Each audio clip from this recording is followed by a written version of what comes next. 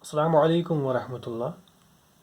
Dear students, I welcome you back in the second lecture of the lesson Dusk by Saki. So, in the previous lecture, we dealt with the background of the story and we dealt with beginning of the story. So, let me remind you that our main character, that is Norman Godsby,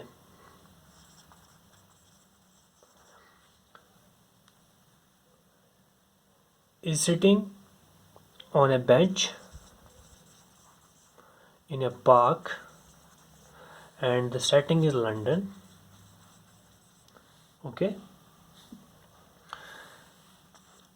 so no, I will not use the whole details. You know that the environment, what is the scene, and how is this scene portrayed. It shows hopelessness, as the name Dusk suggests. Okay, after a few moments, he finds that an elderly gentleman sits beside him. This elderly gentleman is then replaced by a young man. Okay, and it is this young man who narrates his sorry tale to Norman Godsby, as he tells him that he is a stranger. And finally, we came to know that he wants help from Norman Godsby indirectly. As you know that he tells him that he has lost his belonging, he has lost and forgot the name of the hotel in which he stands. So finally, he wants to grab the attention of Norman Godsby in order to get some help from him. This young man is very cunning. How? Because he just wants to play a trick on Norman Godsby, as he tells him that if there is nobody to help him, he may sleep on the embankment during the night because he is not having anything. Okay, he is having nothing. Now finally, Norman Godsby, he thinks about this story of the young man and he just demands one thing from young man. He tells him that if your story is true, that you went far away from your hotel to buy a soap, then in order to show me proof, just do me a favor. Show me the soap you bought from the shop. But the young man, he failed to show the soap. Now, at that very point, Norman Godsby told him that this is the weak point in your story. You are unable to show me the soap you bought from a chemist.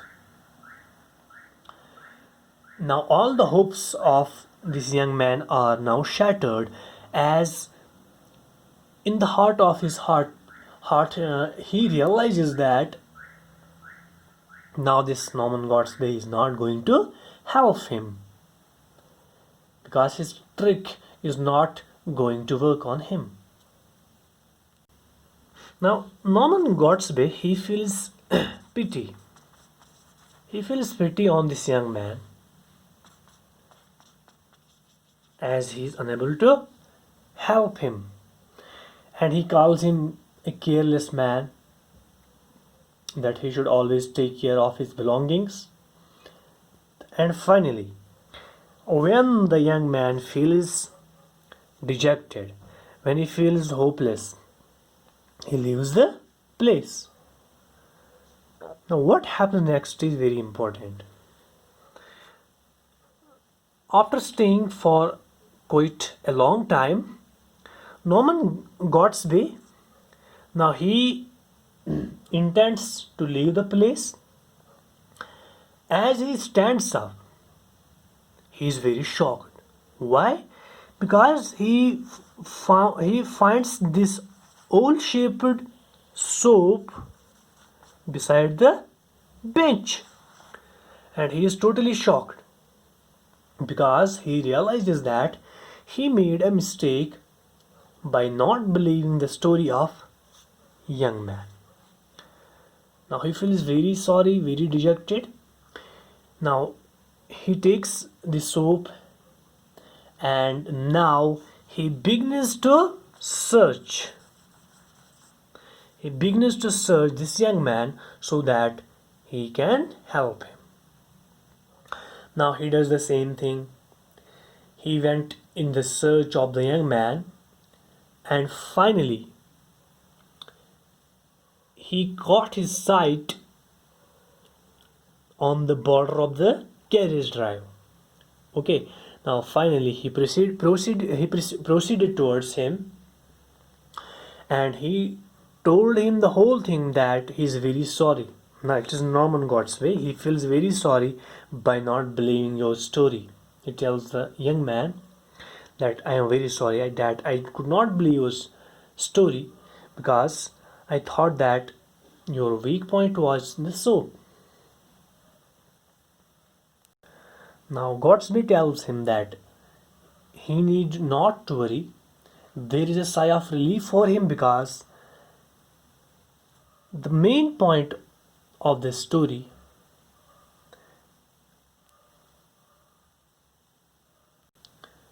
and the testimony that soap has been found. Now Godsby hands over the soap to him and he also gives him a coin and his address. He tells him that in case he needs any help, he can get the help from him.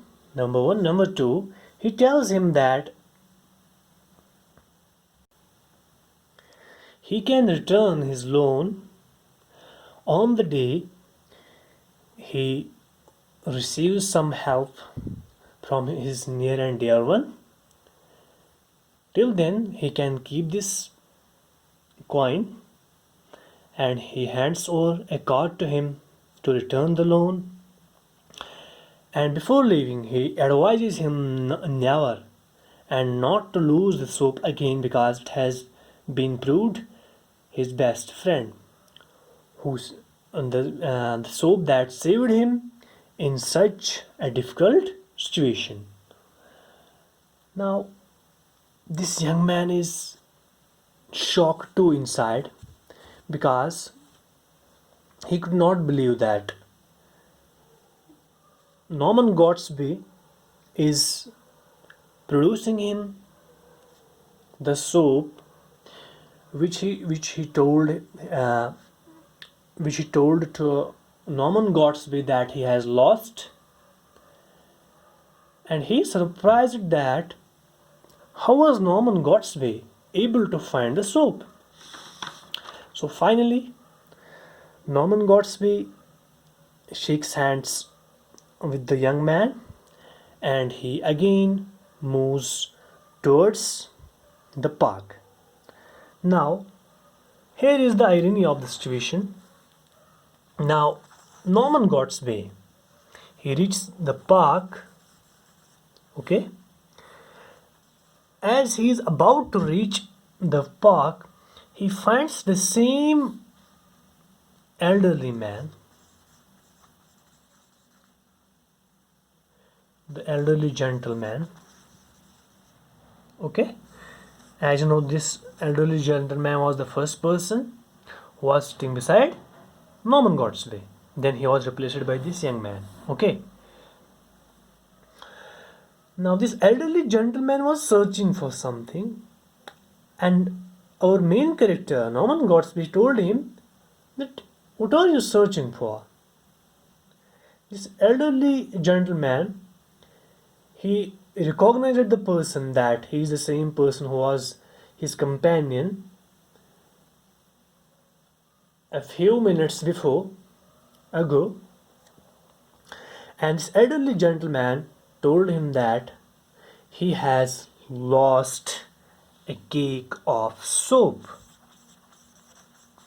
Now, when Norman Godsby came to know that the soap did not belong to young man, but it belonged to this elderly gentleman, he was completely dumbfounded.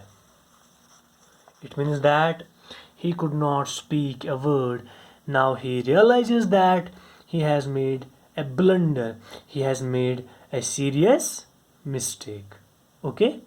So now it is actually at the end of this story that Norman Godsby realizes the truth, that the young man has deceived him, he has hoodwinked him, completely hoodwinked him, befooled him by telling his story, and he succeeded. Although it was Norman Godsby who in turn helped the young man to deceive himself.